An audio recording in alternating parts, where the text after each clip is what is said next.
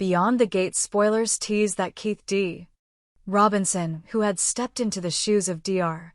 Ted Richardson with such compelling intensity, has stepped aside once more, and that Maurice Johnson, the very actor who first breathed life into this medical savant, is poised to reclaim the role. Fans of the series have been rife with speculation ever since March 21, 2025, when word spread like wildfire that Keith would don Ted's white coat.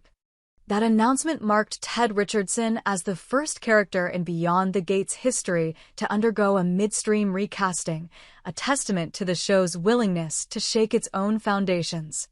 Yet despite this seismic shift, Johnson's tenure remains indelible, and now that the story is circling back to its origin, viewers find themselves eagerly awaiting the homecoming of the original Dr. Richardson. Maurice Johnson's journey as Ted commenced in the earliest arcs of the series, drawing audiences into the whirlwind life of a man defined by intellect, compassion, and an unyielding devotion to both medicine and family. His portrayal stretched across 36 gripping performances, each one layering the character with deeper complexity. On May 13, 2025, during the airing of episode 51, his 36th and ostensibly final appearance, viewers witnessed a performance steeped in heartache and hope, as Ted navigated the treacherous waters of a hospital administration at war with itself, all while trying to anchor his own fractured household. When the credits rolled, a palpable sense of loss rippled through the fanbase. Many feared Ted's guiding light in Port Adelaide would be extinguished forever. Yet only weeks later, production insiders whispered that Johnson had been invited back, heralding not just a reprise but a resurgency, an opportunity to see the authentic Ted Richardson return to untangle emotional riddles he never fully resolved. As the cameras return to find Ted in his familiar precincta sunlit corner office overlooking the hospital grounds, the narrative picks up with a quiet intensity. Nicole Dupree Richardson, Ted's fiercely independent wife, stands at the crux of their marital journey. Their bond has always been forged in fire, a shared medical calling, the pressures of public scrutiny, and the ever-present specter of work-life imbalance. Now, as Ted re-enters the fray, Nicole faces her own crucible. Rumors have swirled that she may be contemplating a breakthrough career move, one that would take her across continents to champion global health initiatives. While her heart teeters between professional ambition and the tether of home, Ted must navigate the delicate dance of support without sacrifice, encouraging Nicole's dreams, even as he grapples with the fear that her departure could tear at the very seams of their relationship. In the waiting room outside Ted's office, two small figures chart their own courses. Martin and Kat Richardson, a pair of siblings bound by blood, but separated by very different trials. Martin, the elder by 2 years, has always been the studious, reflective type, a young man who found solace in textbooks and quiet evenings at home. Yet beneath that studious veneer lies a storm of adolescent rebellion. Whispers of clandestine gatherings off campus, of pills pressed into the palms of unsuspecting classmates, of late-night phone calls punctuated by desperation all swirl around Martin like autumn leaves in a gale. Ted, who has dedicated his life to healing physical wounds, now finds himself pitted against a more insidious foe, the fractures of teenage angst. His clinic-running mind calculates interventions, therapy sessions, and check-ins, but the heart of a father knows that no regimented schedule can substitute for trust regained. Kat, on the other hand, is fire-incarnate, an artist whose passion for drama and painting was once her refuge, now morphing into reckless bravado. Critics within the school corridors whisper that she is too loud, too bright, too unfit for the subdued decorum expected of a doctor's daughter. And yet, when the lights dim on her latest one-act play where she cast herself as a femme fatale duped by corporate greed, the applause rings fierce and proud.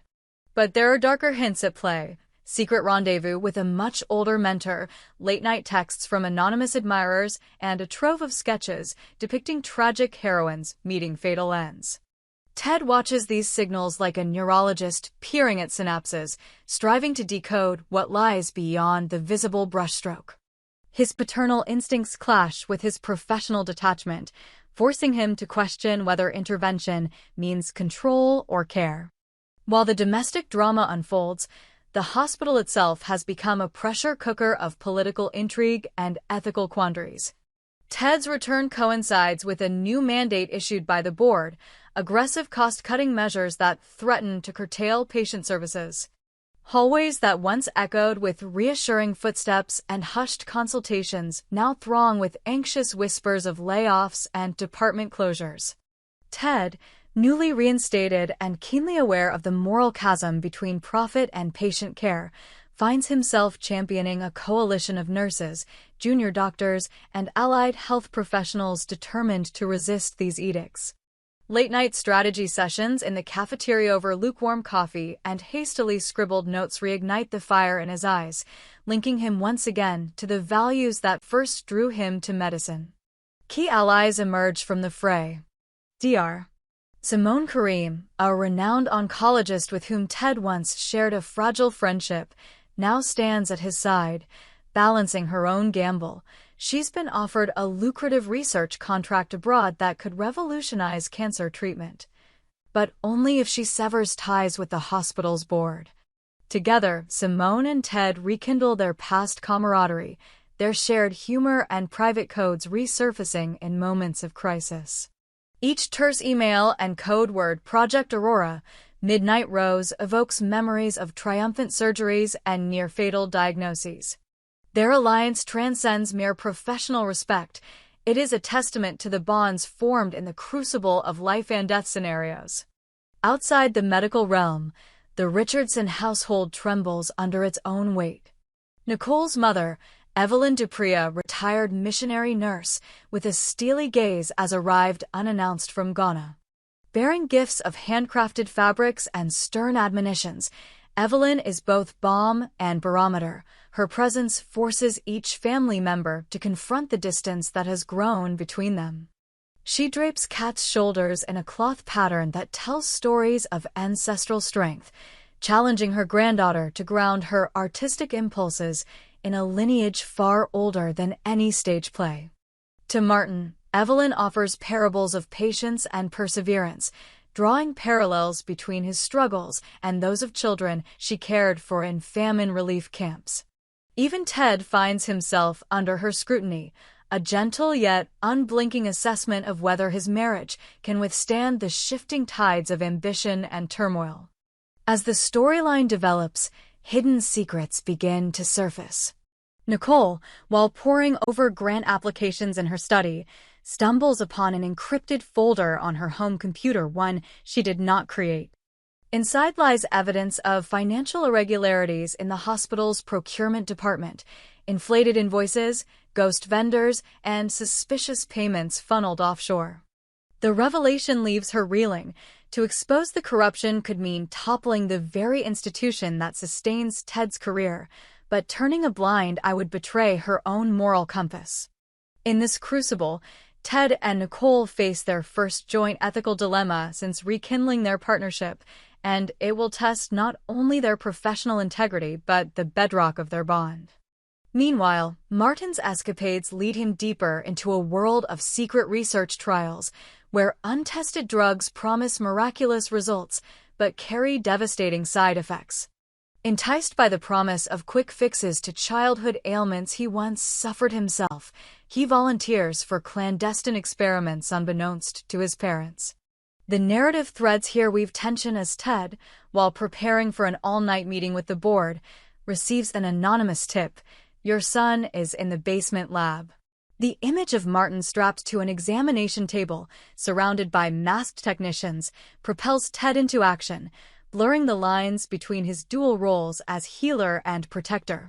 Kat's journey, too, takes a daring turn. At an underground art exhibit, she unveils her latest piece, Requiem for the Lost, a haunting installation featuring life-sized puppets in hospital gowns, suspended from the ceiling as if drifting between life and death.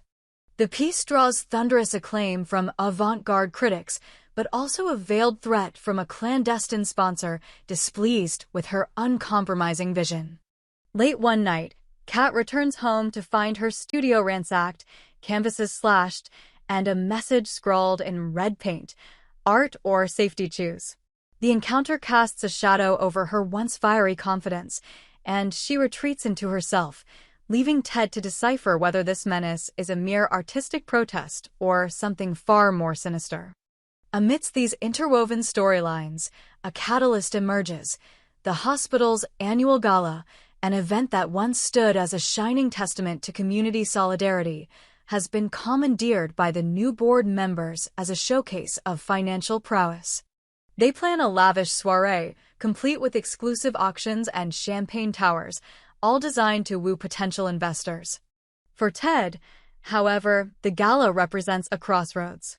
He must decide whether to participateo slip into a tuxedo and smile for the cameras or to stand in silent protest alongside the nurses' union, whose banners will unfurl at the gala's gates.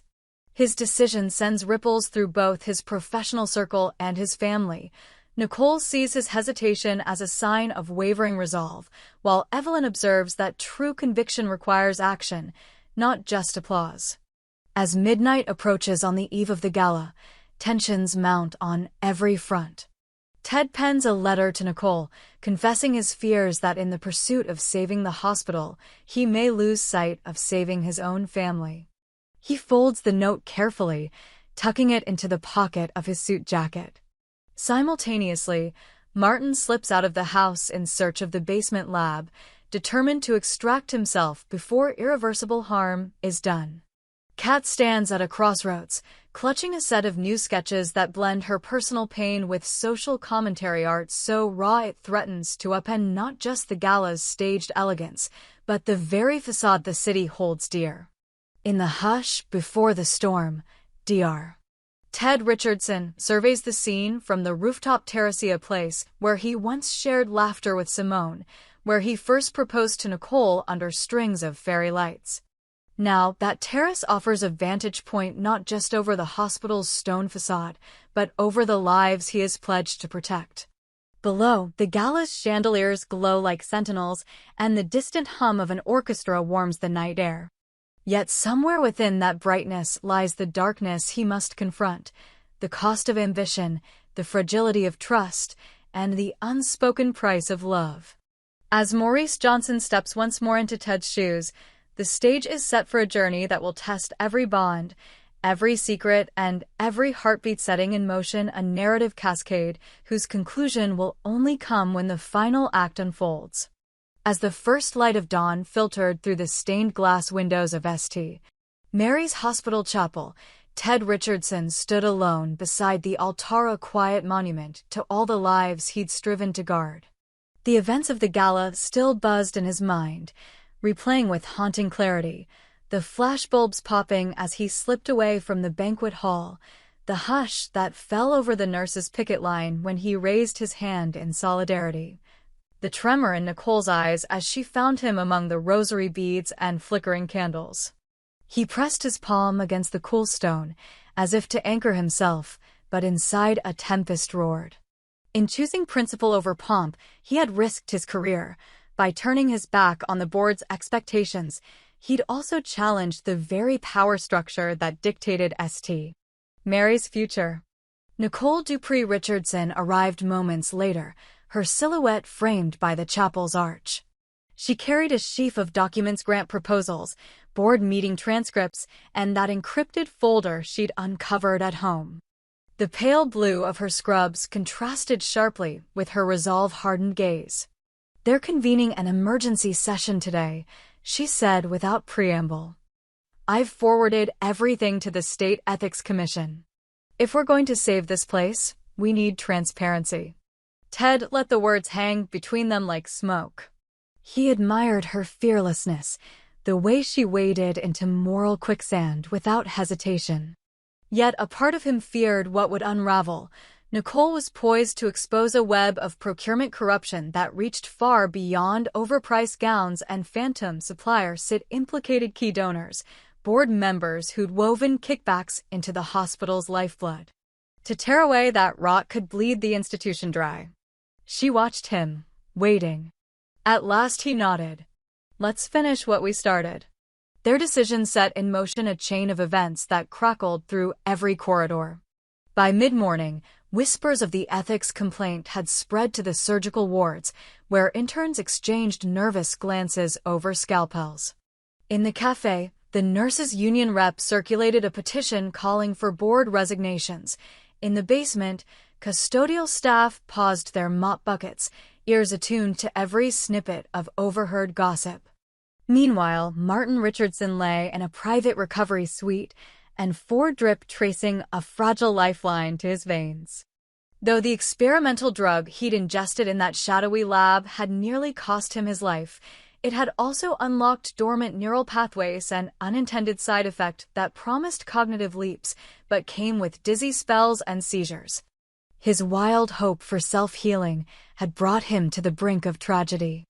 When Ted entered, Martin's eyes fluttered open, dilated with both fear and awe. "Dad," he whispered, his voice raspy from the ventilator tube that had only hours before been a question of life or death. "Did I?" Ted knelt by his bedside, the weight of every sleepless night compressed into that single moment. "You did," he said softly. "And now we make sure it never happens again." In the days that followed, father and son forged a new bondone not of textbook prescriptions, but of candid conversations in sunlit gardens and hospital terraces. Martin confessed his desperation, the memory of his childhood illness, the whispers of being a medical prodigy, the crushing pressure to live up to the Richardson name. Ted listened without judgment, admitting for the first time the guilt he'd carried since Martin's birth that duty had sometimes eclipsed delight, that healing others had left him blind to his own son's wounds. At the same time, Kat Richardson found her own crucible in the hospital's art therapy wing. Simone Karim had spearheaded a new initiative to paint murals in pediatric wards, vibrant scenes of coral reefs and starlit forests to soothe young patients' fears. Kat, hesitant at first, agreed to collaborate, a gesture of truce with her father and an acknowledgement of art's healing power. Their first combined piece, an enormous phoenix rising from shattered stone, hung in the oncology unit by week's end. Nurses paused in the corridors to marvel at its fierce wingspan, children pointed with wide eyes, and Simone pressed her hand to Kat's shoulder as though claiming her as both artist and apprentice. Yet beneath that triumph lurked the threat that had stalked Kat since her studio invasion. The anonymous sponsor she defended was now an absentee benefactor of the Art Therapy Fund. In retaliation, they threatened to withdraw all grants. Should that come to pass, Simone's research contract and Kat's chance at a scholarship would vanish overnight. Nicole, ever the strategist, convened a meeting in her makeshift home office, the walls plastered with whiteboards and color-coded timelines. Ted and Simone took seats beside her, while Evelyn Dupree observed from the doorway, her posture erect as an oak. "We can't let fear dictate art," Evelyn asserted, her voice a clarion in the cramped space. "This child's vision can change lives. We must find funding elsewhere." With Evelyn's counsel, a network of missionary nurses and international donors, Nicole drafted a proposal for a global arts health partnership, promising to channel proceeds into both the hospital's coffers and under-resourced clinics in West Africa. Simone and Kat refined the concept, sketching images of children painting in coastal clinics, of nurses sewing murals into refugee tents. Within 48 hours, their pitch had drawn interest from a philanthropic foundation in Geneva. The news arrived late on a Friday evening, a grant of $500,000 earmarked for art-infused healing programs. Kat wept when she read the email, tears of relief and vindication. But just as momentum swung in their favor, the hospital board struck back. Emboldened by a faction that saw the corruption allegations as an act of insubordination, they threatened to revoke Ted's medical license pending an internal inquiry. Word leaked that the board intended to persuade the medical council that Ted's public protest at the gala had undermined the hospital's integrity. Ted faced a new trial, not under fluorescent operating lights, but beneath the sharper glare of professional censure. In preparation, Simone and Nicole gathered hundreds of letters from patients whose lives he'd saved, a leukemia survivor now teaching marine biology, a paraplegic child who'd walked again, a young mother whose premature twins thrived under his care. They bundled these testimonials into binders bound in Tila color. Ted had always favored and delivered them to the medical council in the capital. Evelyn, meanwhile, prepared to return to Ghana. Her whirlwind visit had been both balm and beacon, reminding the Richardsons of roots deeper than their daily struggles. At the airport, she clasped Ted's hands, her eyes warm but firm. "Remember," she said, "the measure of a healer isn't in his reputation, but in the courage to speak truth when it is inconvenient." Her departure left a quiet ache, but it also seeded a legacy. In the weeks that followed, ward nurses began anonymously hanging small photographs of Evelyn's mission clinic, children dancing in painted tents, midwives working by lantern-lighted in staff rooms and hallways. Those images became silent talismans of solidarity, reminding everyone that medicine was more than margins and ledgers. As summer unfurled across Port Adelaide, the Ethics Commission announced its interim findings. The procurement irregularities were systemic, implicating 3 board members and necessitating a full audit of the hospital's finances. The media punctuated the announcement with front-page headlines and sit-down interviews, thrusting St. Mary's into the glare of public scrutiny. Under pressure from community leaders and patient advocacy groups, the board's majority fractured. 2 members resigned, including the once unassailable chairperson who had championed the gala's extravagance. With the house of cards collapsing, Ted found himself summoned back to the boardroom not as an accused, but as a reformer. Seated at the head of the table, he laid out a blueprint for governance: independent oversight committees, transparent vendor selection processes, hospital revenue reinvested into patient care, and an expanded role for frontline staff in decision-making. He spoke with quiet authority, his years of frontline experience lending weight to every proposal. When he finished, there was a hush, then hesitant applause, a sound at once tentative and triumphant. Nicole's career soared in tandem.